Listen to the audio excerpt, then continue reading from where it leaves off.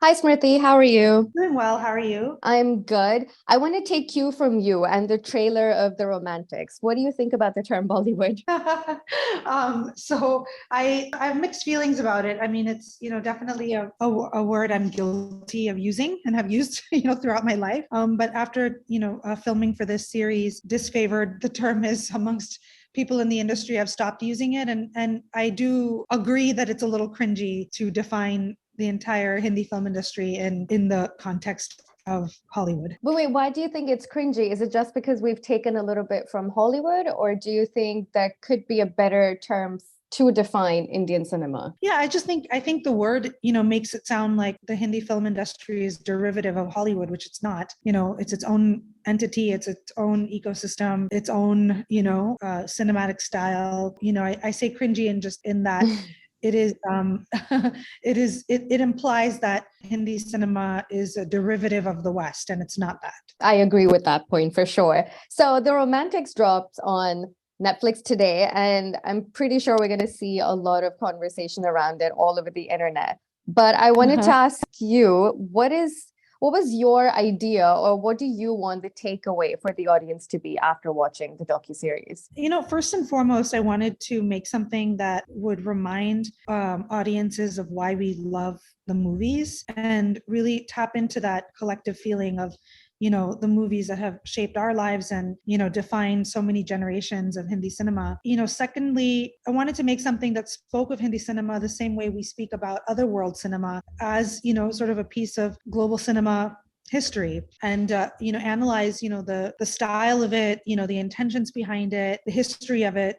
So those are kind of the two intentions of the series, and I hope people walk away from it with both a really nostalgic feeling, about all the movies that they've grown up seeing and loving, but also with some more knowledge, about how these films were made and the impact that they had and how they were, sort of tied so closely to the history of our country. Something that you said is very interesting because I think YRF films for me were definitely a huge impact because I actually started this channel, Popcorn Pixel, because of the films that I've grown up watching, which was primarily Yash Raj films. Because I grew up like a typical NRI who's only had the connection to, I know I'm going to use this term, Bollywood. And that was the only, I think, way I could stay like culturally connected to India, right? And YRF and all the, the aesthetically gorgeous, larger than life stories that made you Yeah. fall in love with films and stories and cinema. That was YRF for me. But do you think the Gen Zs of the world who perceive love and romance in a very different way now, do you think they will relate to it or maybe even understand it? Yeah, definitely. I mean, I think first and foremost,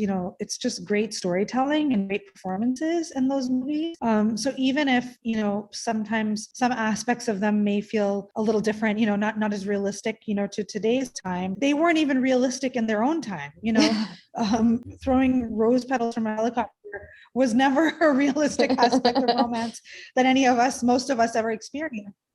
It's sort of fun and it's aspirational and it's part of a larger, cinematic style. And I think people of all ages and generations can appreciate that. I think it was obvious that there was going to be a generational shift, whether it was the stories, the actors, or even the genre. How did you perceive that shift? Because it was very obvious as a viewer as well. Oh yeah, definitely. I mean, I think the economic liberalization of 1991 and in the early 90s had a Mm. huge impact on that shift because suddenly India opened up to the world and the world opened up to India. So the influences, were so much, more varied on cinema and on just life in general. You weren't living in a place, where you had just had, state-owned TV like Doordarshan, and that's it. I distinctly remember, from that time period, the Channel V explosion, and when I would spend, summers and stretches of time in India, that suddenly there was like, you could watch American sitcoms and, Hollywood movies in the movie theaters and things like that. So obviously those influences were going to impact the homegrown cinema as well,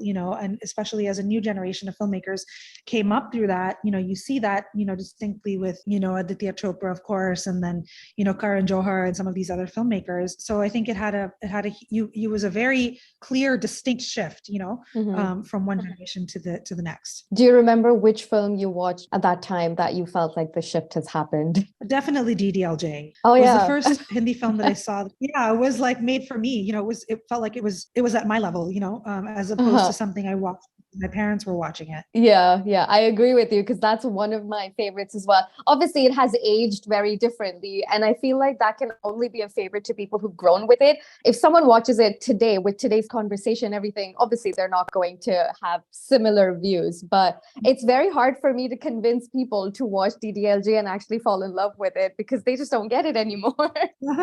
That's their loss.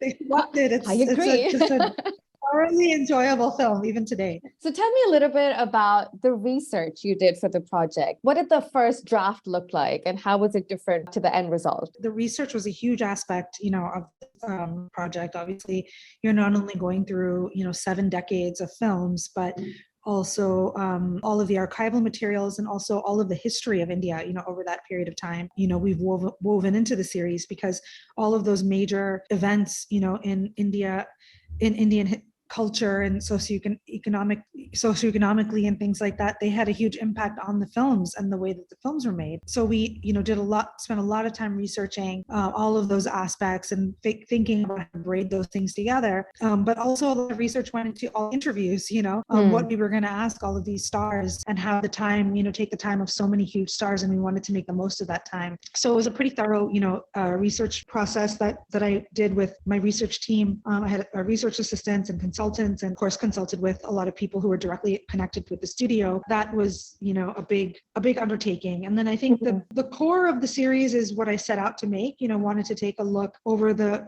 several decades of Yash Chopra's career, his legacy, and how his films were impacted by the big social, political, cultural events, happening in India, and also how his films impacted culture. With each film that we saw, with each person that we spoke to, the sort of nuances of that story became deeper and more rich. So yeah, it was a pretty extensive, long process, but very rewarding in the end. Were there any surprising discoveries that were made during the making of the series? Yeah, I think one of the best parts about all of this was actually getting to talk to these big stars about their fandom over movies themselves, to look at them as fans first, and then icons and legends and everything second. So that was really kind of delightful to hear, about all of these stars and their formative experiences with cinema, where they were the first time they saw a movie in a theater, and how certain movies did them and everything. That was really fun. Besides learning about Yash Chopra as a film director or a storyteller of romance in Indian cinema, were you able to learn about him as a person, like as a husband, a son, a father, and a friend? Yeah, absolutely.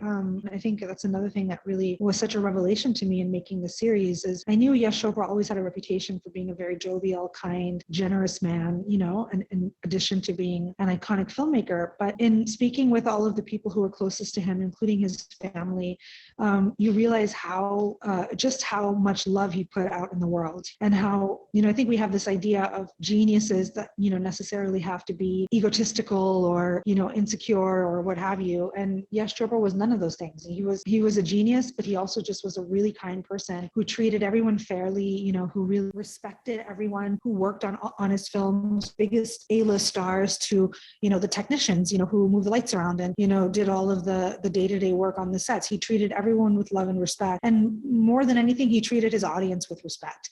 And that's something that, filmmakers like me, today can really learn from. That's actually such a good point, because I think that translated into his work. And maybe that's the reason why, I wouldn't say like 3 generations are still so connected to the studio, to his legacy, right? Yeah, exactly. So if you could ask Mr. Chopra something, if he were alive, what would you ask him? Oh, that's a tough question. I would probably ask him, I would want to know what aspects of the sort of new way of filmmaking, the way things have evolved in recent years, he thinks are actually good and helpful and valuable. I know that for a filmmaker like him, who's used to the intimacy, and of a set and everyone feeling like a family, and his work didn't involve any technology, like even the scripts were sort of handwritten, that if there's any aspect of filmmaking today today, the conveniences of filmmaking today that excite him. Oh, wow. Okay. Yeah. Because I mean, I don't think he was around when this whole digital boom happened. So, Yeah, exactly. I think it was just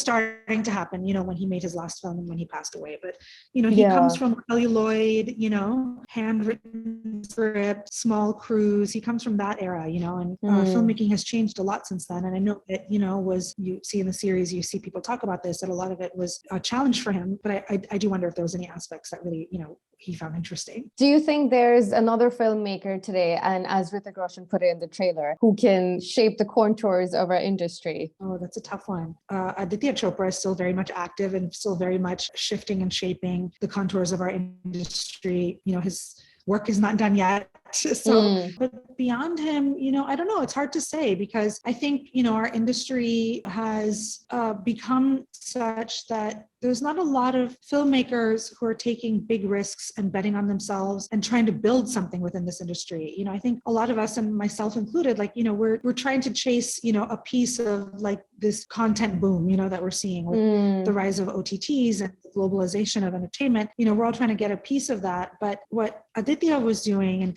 is continuing to do is he doesn't want to chase that.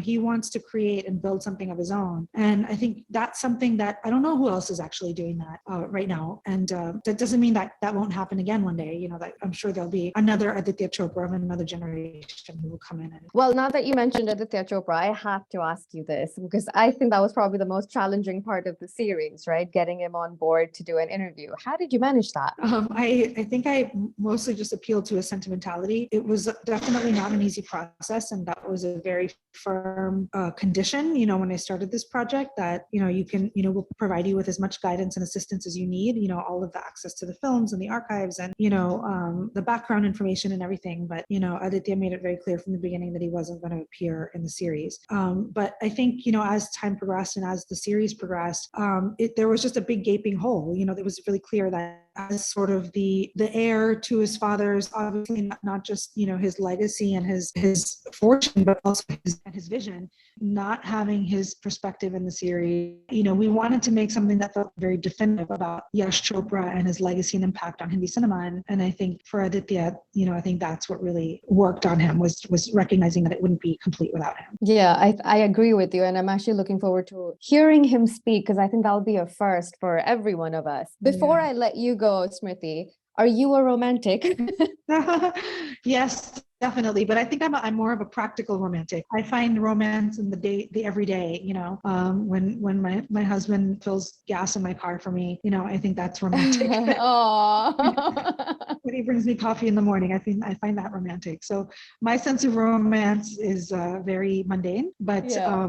I do appreciate the sort of more elaborate, heightened romance that we see in movies. That is so true because I think the romance we see on cinema, the whole larger than life thing, it is so fascinating to watch. But if that ever happens in real life, it just feels very cheesy. And I'm just like, what are you doing? Like, get a Yeah, grip.